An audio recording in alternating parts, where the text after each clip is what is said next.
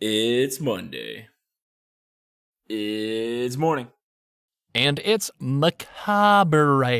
Welcome to Monday Morning Macabre with Scones and Darce, the show where we talk about spooky things, and you listen, and the world keeps on spinning, gang. Ooh. Yeah, so I'm Darce, that's Scones. You guys know by now. Let me spit out my gum here, be professional about this, because Sling-a-Dinger's always watching. Scones and I were doing our vocal warm-ups.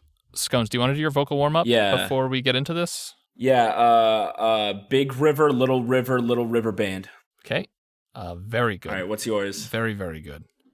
Well, I was doing mine, if you already heard, is the zesty coconut aligns itself with its prey. The zesty coconut aligns itself with its prey. Can you imagine how scared you'd be if you went on like vacation to a tropical paradise and they're like, "Oh, watch out for the you saw the predatory coconuts on the island." You You're see like, a coconut in a You see a coconut in a tree, and it's shifting branch to branch to align itself above the head of a person sitting below it, and then it drops and kills him. Unique to this and then island, it drags the body into the water. We have carnivorous coconuts. That's a terrifying. I mean, they kill more people than sharks, right? Probably. How do we know it's not planned? Could be sentient. Welcome to Monday Morning Macabre, everyone. Yeah, welcome everybody to Monday Morning Macabre. We talked about spooky stuff. I was telling Scones before, and then I stopped because, like, let's save this for the pod. So I got this vocal booth, and you may or may not know that I've been doing a little like voiceover work here and there, and I'm currently recording an audiobook. And I step into the booth this morning, and my cat just was like, "Hey, I'm gonna throw up all over the inside of this booth." So there was just cat puke all over the floor of the booth. And I was like, you're in a giant basement, and there's one spot you chose to do it. Classic. And it was inside of my booth. Antics, dude. Honestly, my cat got it out for me, and I was bummed. And I had to clean up puke out of a booth. Now I'm in a puke booth, giving you the tent that you crave. #pukebooths.org is my new booth rental service. And business is booming. I don't know if it's COVID-19 or what, but the sales have shot up over the past month. So, hey, I'm not complaining, brother man. So, I'm going to be presenting today, and Scones is going to be listening to the ravings of a madman, a.k.a. me, as I present to you a spooky, scary story. This is my religion. Real. Real? So, Scones, today, we're going to be talking about the case of Mary Agnes Moroney. You said Mary Tyler Moore? We're talking about Okay, so I'm going to be Buddy Holly, all right? And you're going to be Mary Tyler Moore. Yes. And we're just not going to care what they say about us anyway. Although this might be an issue, as I am married to the game. Ooh, he is married to the game, the rapper, the game, specifically. And it is a dedicated marriage. Heavy. I'm actually their surrogate, so it's a very complex relationship we have going. So, today, Scones, I'm going to be bringing you the case of Mary Agnes Moroney. Sounds like an old lady. It is. She's been missing for 91 years.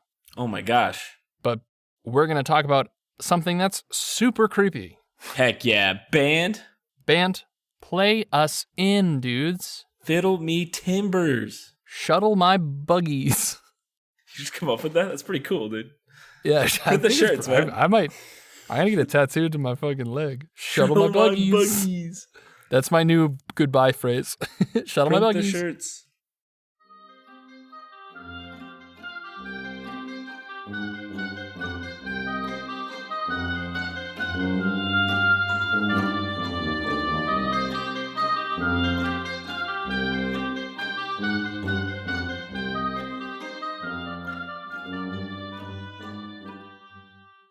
You know when like you're babysitting your sister's dog and she just starts licking like the electrical outlets? Yeah. That's cool. Hey, what's in your mouth?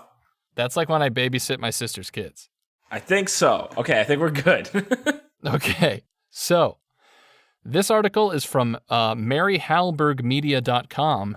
Ooh, Mary Halberg. Shout out to you, Mary Hallberg. Wait, Mary Hallberg covering Mary Agnes? Yeah, Mary Agnes Moroney. It must have been very hard to cover a fellow Mary. Yeah, Marys stick together, though. There's one thing I know. Yeah, I know when Sammy Sosa was on top of his game, I was flying high, baby. I met someone named Mary yesterday. Oh. At a wedding. At a wedding. Whoa. I met her. Mary. I mean, I've met her like 3 times and she didn't remember me. So things are looking up for So you didn't get married to Mary. You're like, you've never heard of me? I'm one half of Monday Morning Macabre. How dare you? She's like, I didn't mean it, sir. And then all that Patreon money crushed her to death. Yes. Julie Patreonis are now harassing her on social media. It's like the Bayhive. So, yeah, we're going to give out her address and social security number now, and you guys know what to do. Do your thing. Twitter, do your thing. So, let's get to the spooky story. So, Mary Hallberg writes, I've covered a lot of missing persons cases on this channel, both solved and unsolved, with the exception of Marvin Clark, who I talked about a few months ago. This might be the oldest one I've ever covered. Let's talk about Mary Agnes Moroney, who hasn't been publicly seen or heard from in almost a century. What if she's just gaming? Yeah, what if she's just a Twitch streamer now? Shit, what if... Could be. We don't know. Maybe she's got way more subs and she doesn't need to leave her basement. That's the dream. That's the dream. So, early life / kidnapping. The dream. Mary Agnes Moroney was born on May 9th, 1928 to parents Michael and Catherine Moroney.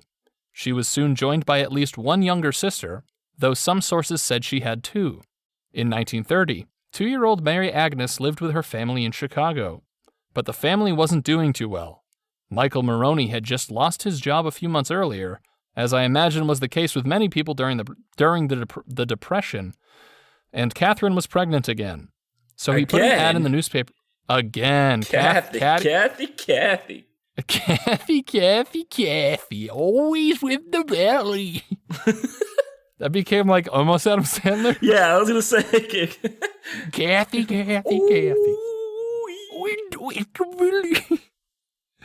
So he put an ad in the newspaper asking for help.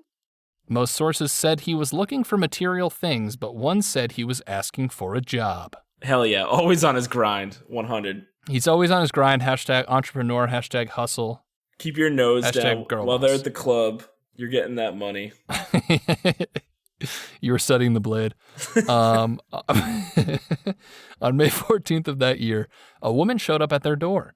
She said her name was Julia Otis, and she'd been sent by a social worker named Mrs. Henderson. Julia bought things for them like groceries and baby clothes.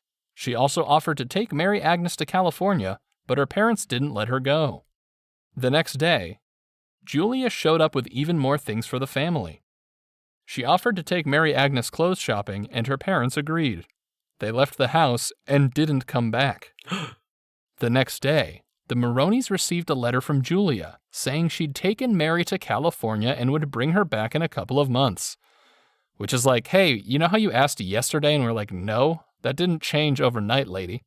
Yeah, but remember when we were just like, hey, we're going out to Macy's? And then... she's like, I need to make you a star. Drove her out to Hollywood. I would have gotten the car. Hey, get out of my dreams and into my car scones. Ho ho. Hey. Don't tell the game I said that. So, according to IllinoisMissing.org, the letter read as follows.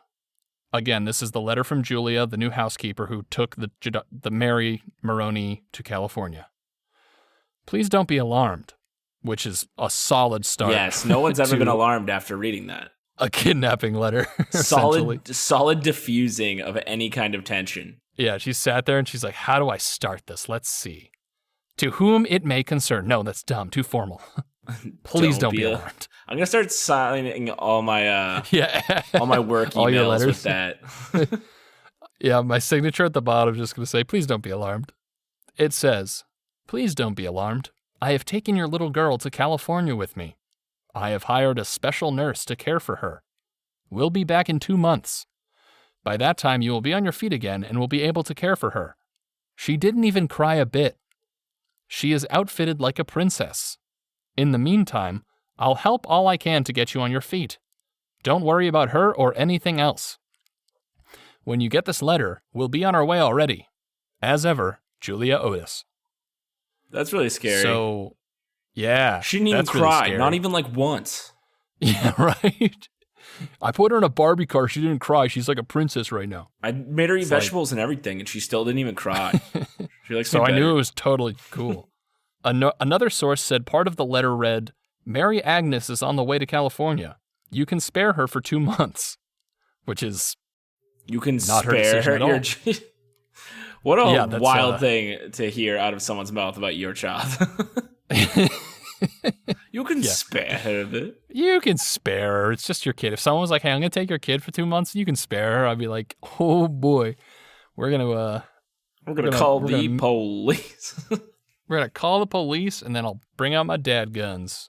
My arms. Dad guns. He has actually, for those of you who haven't seen Darce, he has tattooed on one arm, dad, and on the other arm, guns.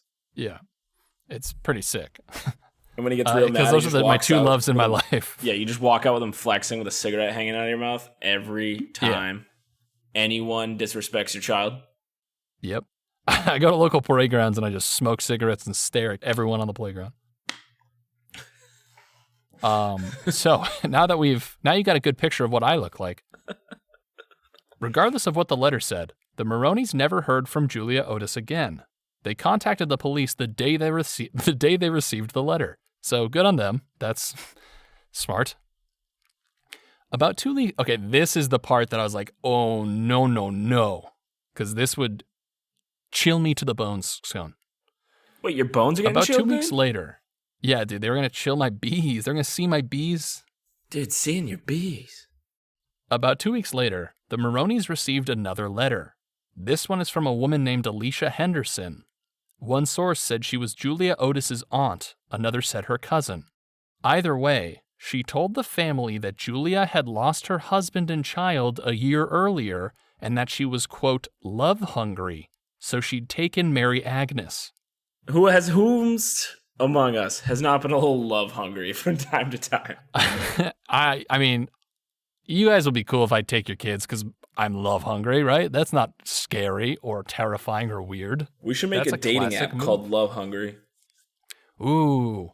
Yeah, where you have to go to local food banks and volunteer together. Yes. Oh my. Wait, write that down. Wait, brings good to people and and you might fall in love along the way. Write that down.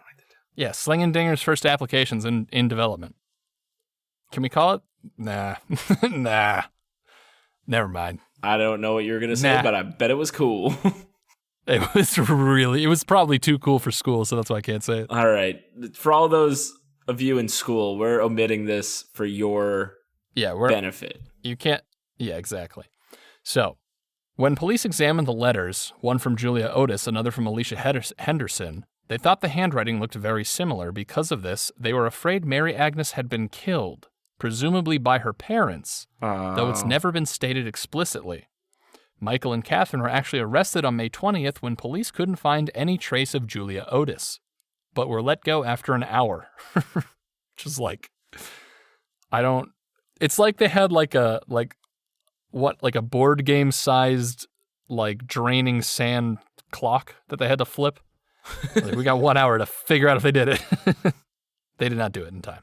That's what it sounds. Well, they might still be on it. We don't know. What has it been? 91 years? I don't know. 91 years.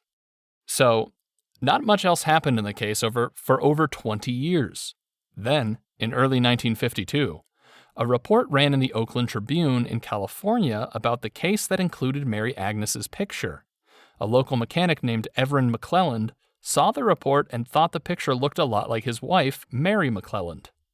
But 24-year-old Mary McClelland knew she was adopted. Her mother said she had witnessed her birth and adopted her in November of 1927, before Mary Agnes Moroney was even born.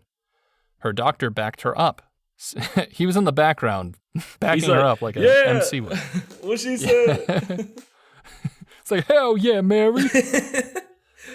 You were there. We were all there. We all saw it, baby. So the doctor said that he arranged the adoption in 1927. Mary McClelland also didn't have a scar on her abdomen that Mary Agnes should have had. Dude, this is It blows my mind before digital record keeping that anyone could prove anything about anything. Yeah. That's when gumshoes really had to have a lot of gum on those shoes. Because it's just like, oh, proof that you are who you are, it's on this one piece of paper. And it's like, oh, thank you. Yeah. You put it on literally like the most fragile thing I can think of, a piece of paper. Insane to me. That's the dream, dude. Yeah, it's pretty insane. It really makes you think. It makes me so happy that my daughter is in a digital format. Not that my daughter is digital, that she has uploaded digital birth records. Yeah, my daughter's a Tamagotchi, and she's on my daughter's a Neopet. What if this entire time you've been clinically insane? That would be the most macabre version of our podcast, where Jenny, my daughter was just a Jenny Neopet. And your daughter are both AIs that you created. Yeah, I wrote some code, and I'm like, hey, have you met my wife? And you're like, that is a scarecrow with a microphone sticking out of its mouth. And she is beautiful, Darsk. And she's a beaut. Have you met my daughter, Hazel? And it's just like a pumpkin rolling around. Her first birthday, she smelled very bad. Yeah, she is getting real droopy. My dog, Charlie, who is also a crow.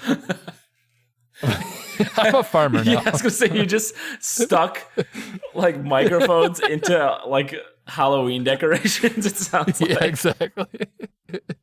I sleep in a cemetery bed. So, other sources say McClelland had been adopted after Mary Agnes disappeared. Anthropologist Dr. Bertram S. Krause examined McClelland's teeth and said there was a match. And when McClelland's fingerprints and blood type were tested, they were found to be similar to the Moroney family, indicating she could be a member. Ooh, could be a member. She has the scar. And actually, there's a picture. There's a picture of Mary McClelland, and then side by side with Mary Agnes's sister Anastasia, and they look very similar. The names are just off the charts in this story, but yeah, we got that. So this sounds like it's it. This seems like it's solved. I feel like I'm putting the pieces together. I got the corkboard out. It looks. All the strings are attached to one thing. Scone says the whole thing, it's done. It's game over. I win. You lose. You're all losers except for me with my beautiful wife and family. Yeah. All you stupid people out there. All you love-hungry people out there. I genuinely think love hungry is not a bad idea.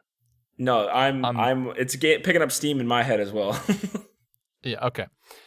Hey, listeners, write in if you'd like a dating app where you do some kind of volunteer work with a partner you match with, instead of just like kiss each other over a bowl of nachos at a Denny's. Also, wait, can we make one for that too? Yeah, it'll be called like the hard part's sneaking the nachos into Denny's because I don't think they serve nachos. Yeah, love nacho Denny's. Hey, I'm good at this. In September 1592, that would have been way different. In September 1952, Mary McClelland met up with the Moroney family. Yeah, so they meet up. Catherine Moroney, who was the mother of Mary Moroney, was skeptical from the start that this was her missing daughter, but they agreed to try and work on a relationship. DNA testing would later prove that Mary McClelland was not Mary Agnes Moroney.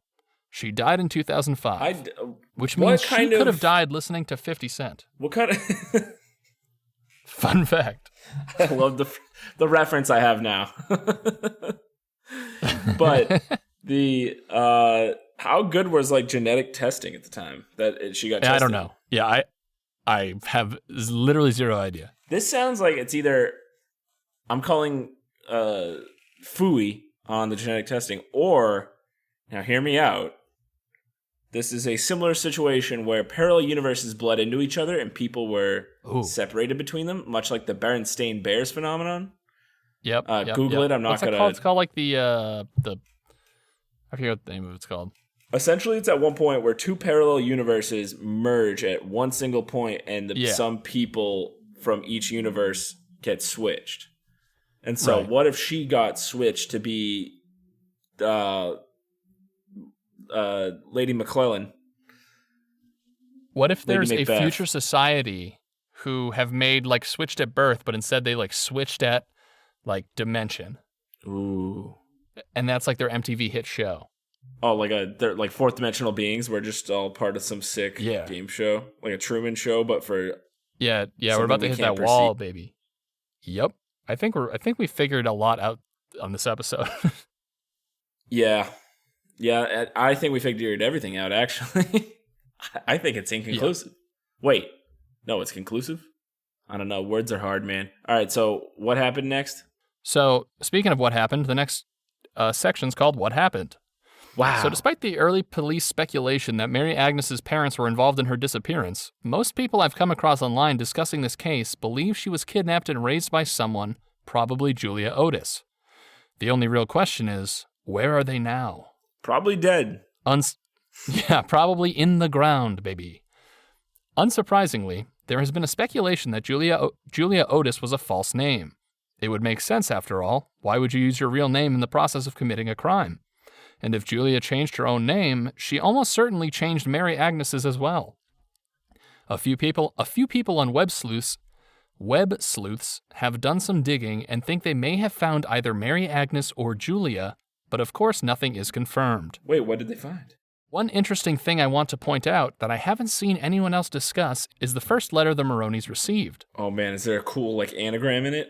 Well, we're about to find out, brother. Assuming it really was from this Julia Otis, I think it's interesting that they reportedly received it the day after Mary Agnes was last seen.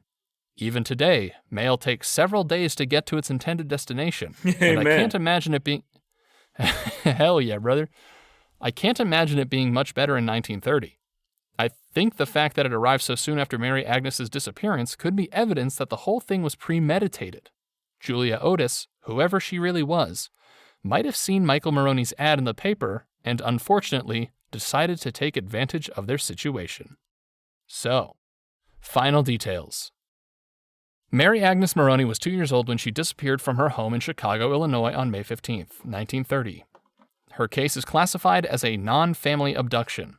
Mary Agnes is a white female with blonde hair and blue eyes and was 3 feet tall and 20 pounds at the time of her disappearance. She has a scar on her abdomen and a strawberry birthmark on her face. She is left-handed, and if she were alive today, she would be 92 years old.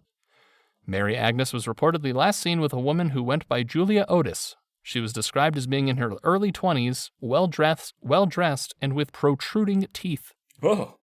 Yeah. This case was a bit difficult to research because it's so old. A lot of information was either never online or used to be and has since been taken down. There was also a lot of contradictory details, so I did the best I could to be accurate.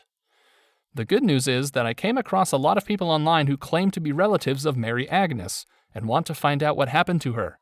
So with all these people looking, I think there's a good chance she'll be found. And that, Scones, is the case of Mary Agnes Moroney. You know, I like the optimism because I do not feel like she's going to be found at all. I agree with you, brother man. What'd you say? If we're here 91 years later, I don't think. Yeah, 91 years is a tough, that's a tough one.